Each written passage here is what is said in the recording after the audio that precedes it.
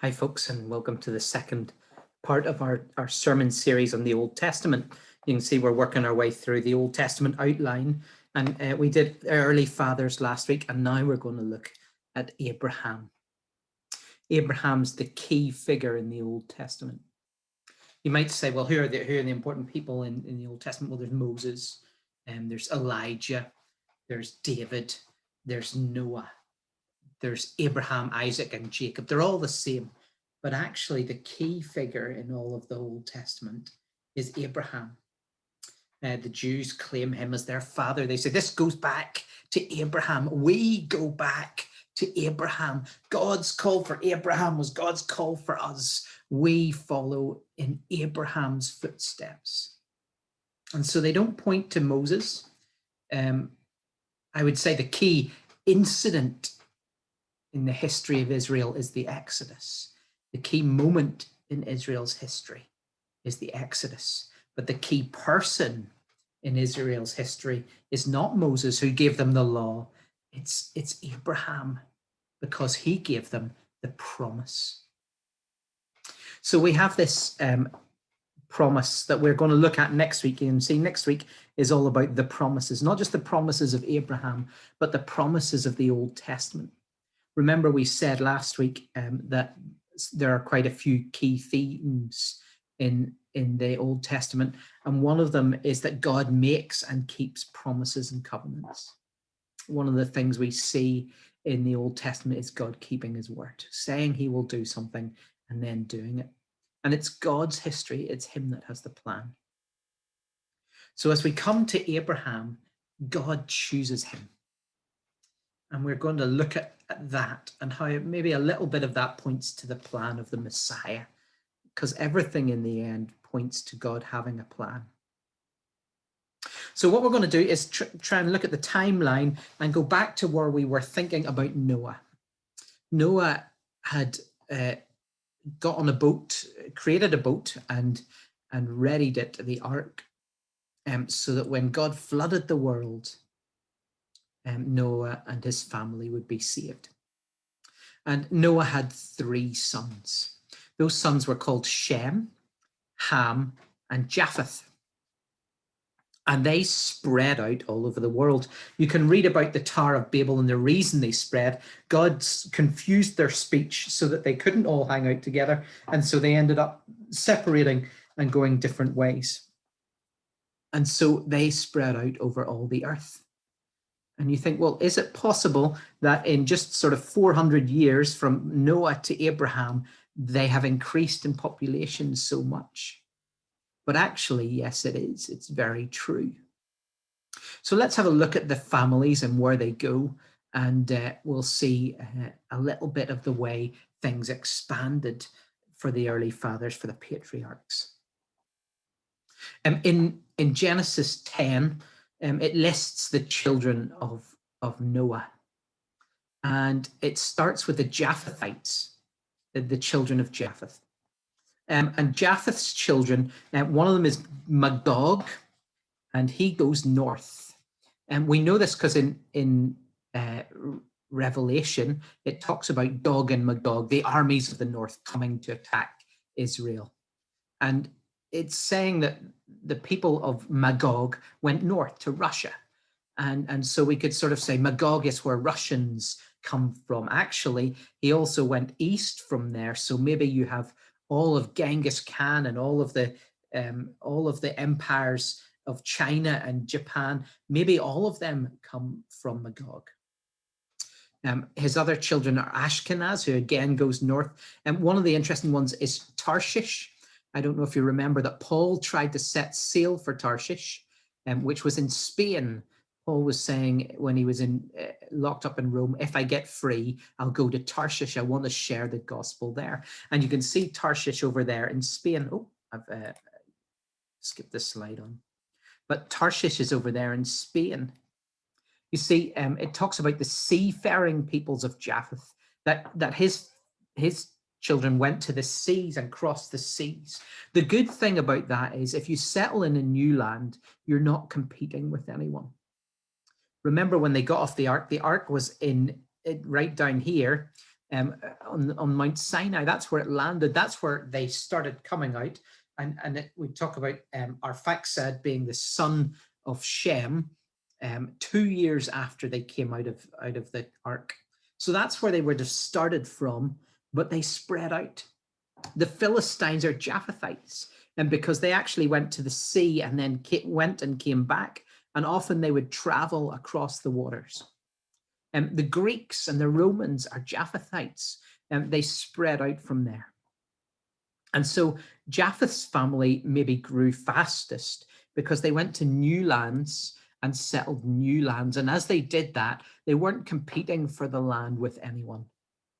That meant there's no need for wars and fighting because they had their own land.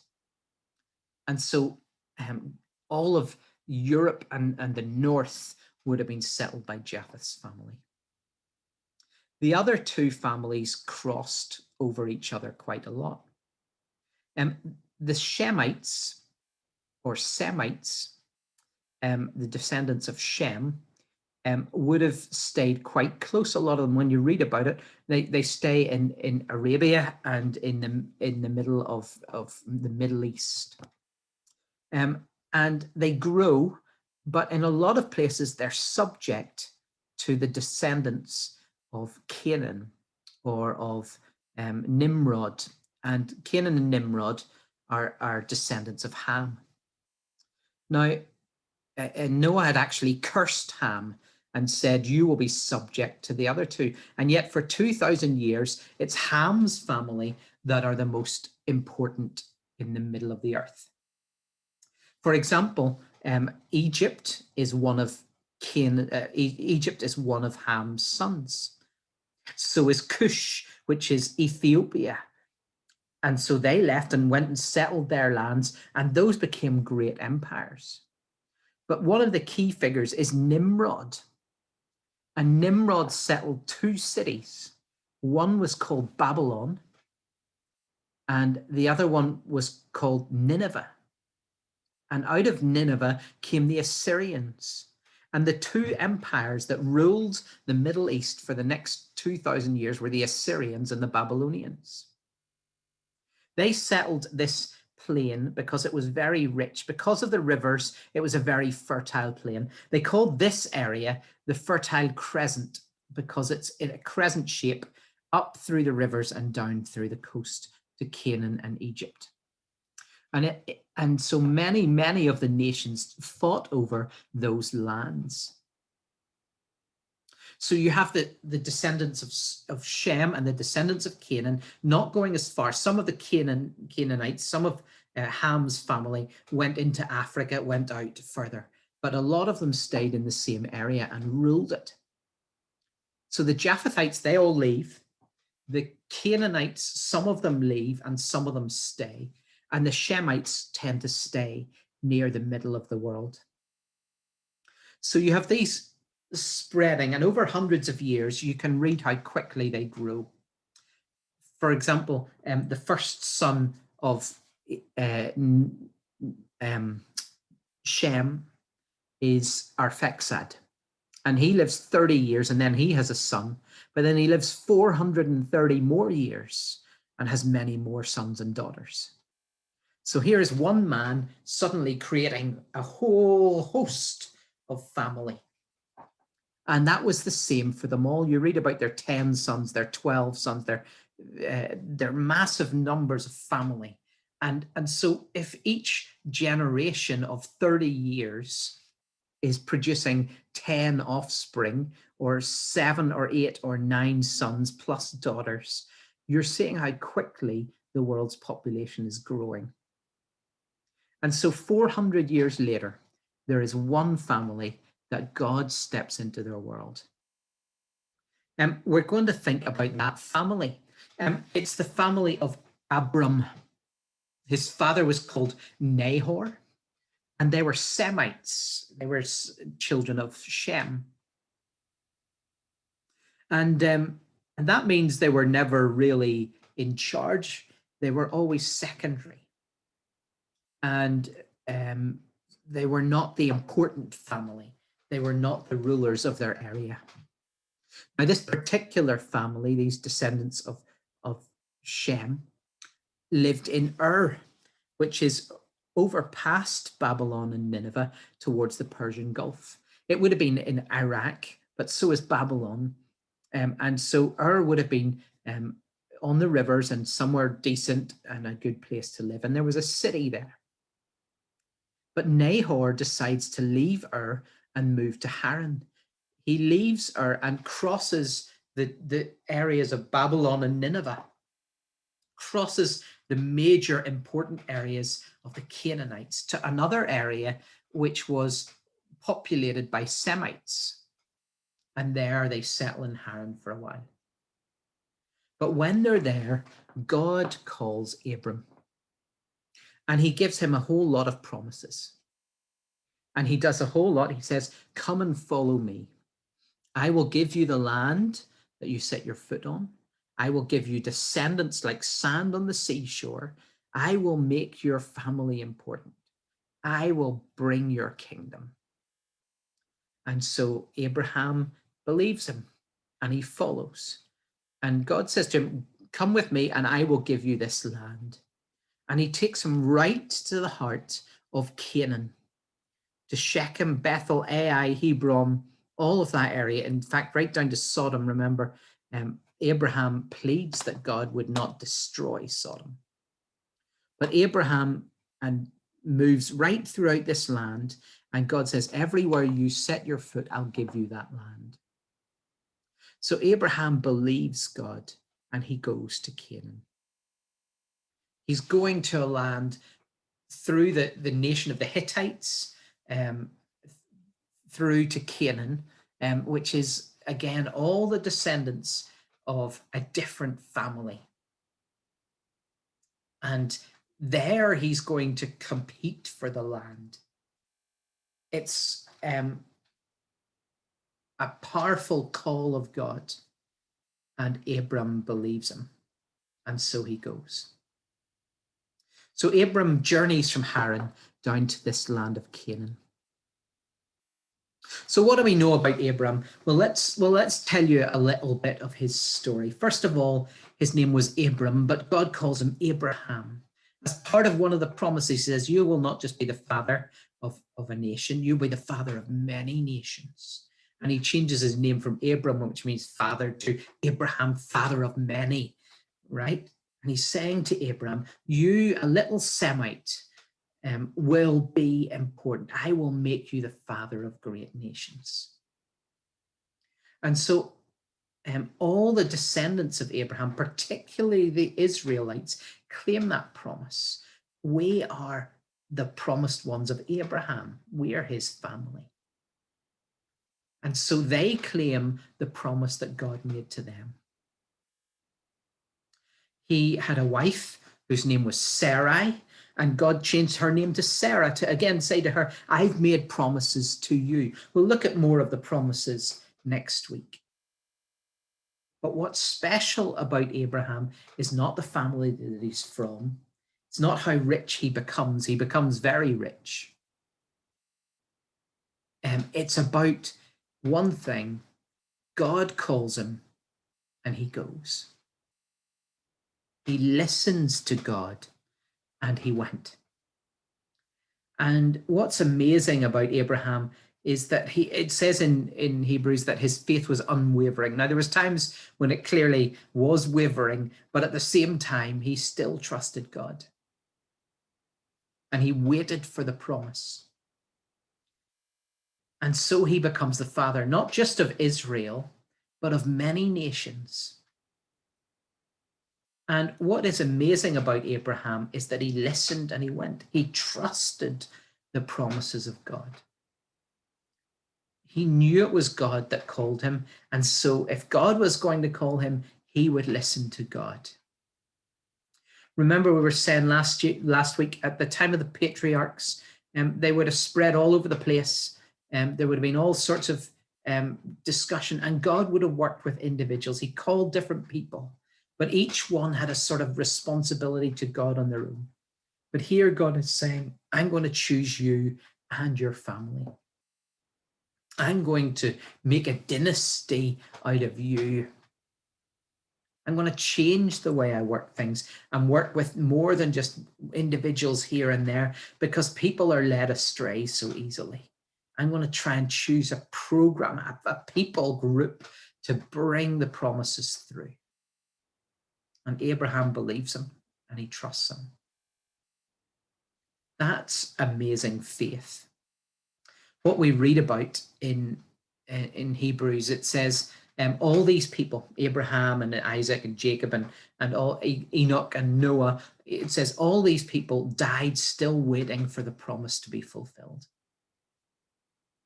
The promise of the Messiah in particular. God had promised that to Eve. We'll talk about this next week. And to Noah and to Abraham and to many more all the way through. He promises the Messiah will come. There's one who's coming who will fix things. This will change. This will not be forever. And they didn't see it, but they believed. And they had this amazing faith that even when they were dying, they still believed. They still trusted.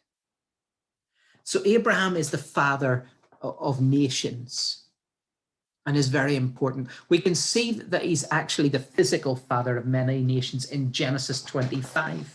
Genesis 25 says, Abraham had taken another wife after Sarah died, whose name was Keturah. She bore him Zimran, Jokshan, Medan, Midian, Ishbak, and Shua.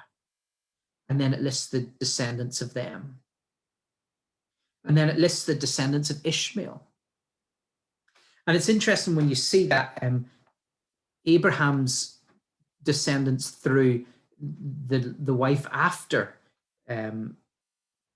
Sarah include Midian, the Midianites. You know that Moses gets his wife from the Midianites? That's a related family. And the Midianites. And so they spread out as well. The interesting thing is it says about Ishmael's sons, it says this, they lived in hostility towards all the tribes related to them. They couldn't get on with anybody. So these families are spreading out all over the place, and their sons and their grandsons and their great-grandsons. You know that even just at this point, Abraham, we read about him getting in a war involved to rescue some of his friends. And he has 200 people in his family already, that includes servants in his household, but he has 200 people in his household already. So there's Abraham and his family, and already there's 200. And so you see where these tribes come from, these kingdoms come from. And when we come to the kings start with kingdoms of hundreds, and then thousands, and then hundreds of thousands, and eventually millions. But all of this is about these nations spreading out and growing. And yet in the middle of all these nations, all these people choosing their own thing, doing their own thing, God says, I'm going to choose this family, this tribe, this nation, and I'm going to do amazing things. And so the Jews, the Israelites, claim Abraham as the key to all their promises. The promise God made Abraham is about them. It comes through Isaac. Possibly the Jews should focus more on Isaac than they do on Abraham, because all the sons of Ishmael and his other brothers also spread out. But it's Abraham they claim as their father. Jesus has a great debate with some of the Pharisees, because they say, well, we're descendants of Abraham. And he said, if you were true descendants of Abraham, you would believe me, because I'm the one that was promised about. He's claiming to be the Messiah, the Son of God. And that's where he says, before Abraham was, I am. He claims the name of God, Yahweh. Jesus has this argument because they say they're sons of Abraham. And Jesus says, if you're really sons of Abraham, you're sons of Abraham's promise. And if you're sons of Abraham's promise, you will trust me. You see, Abraham's promise wasn't about him doing things well. It wasn't about the law. The law comes later. Abraham's promise was about God doing something. God will give him a land. God will give him descendants. God will give him people. God will give him a Messiah. And all those promises were made to Abraham so that not only Abraham's family, but everyone could share in the promise of God, that he would work in this way and we could all be sharers in the promise of Abraham. So when we're thinking about Abraham, some of the key verses are those ones in Hebrews 11, where it tells you that Abraham claimed the promises and stuck to them and believed God. But one of the interesting ones is Romans 4:16. Therefore, the promise comes by faith, so that it may be by grace and may be guaranteed to all Abraham's offspring, not only to those who are of the law, but also to those of us who have the faith of Abraham. He is the father of us all. When I was a kid, we used to sing, Father Abraham has many sons. Many sons has Father Abraham. I am one of them, and so are you. So let's all praise the Lord. Right arm, and then you start waving your right arm, and then your right arm and your left arm, and so on until you're bouncing about. But the picture is true. The promise of Abraham relied not on his descendants or his forefathers, but on his trust in God. What was special about Abraham wasn't just that he was going to have a son, Isaac, and Isaac was special, and he would have a son, Jacob, and Jacob would be special, and so on and so on.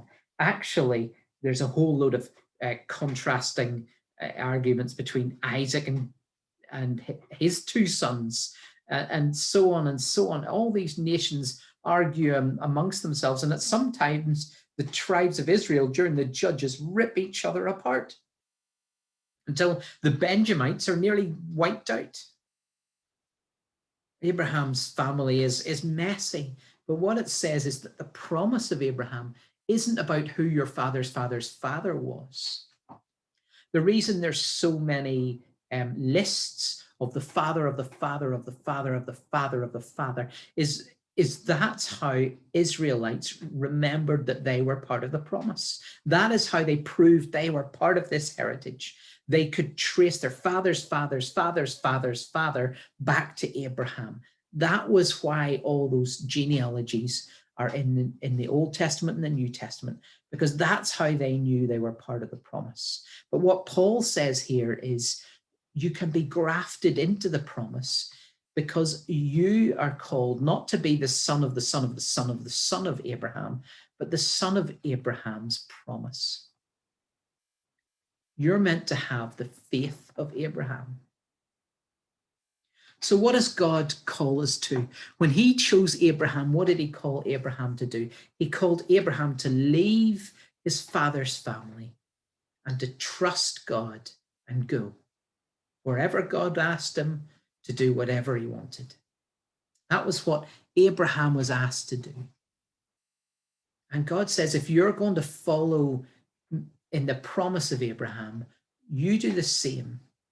It's not about being able to trace a line back to Abraham. It's about having the same faith, to have him as your father, to be part of the kingdom of God, as chosen by God. You need to trace your faith back to Abraham. So as we said, Abraham trusted the promises of God. He listened to God and went. He had amazing faith.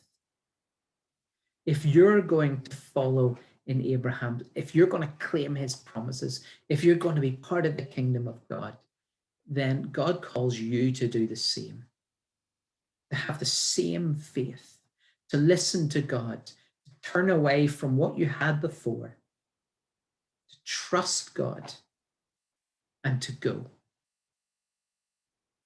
For each of us, that will look different. For me, God said to me, go to Scotland.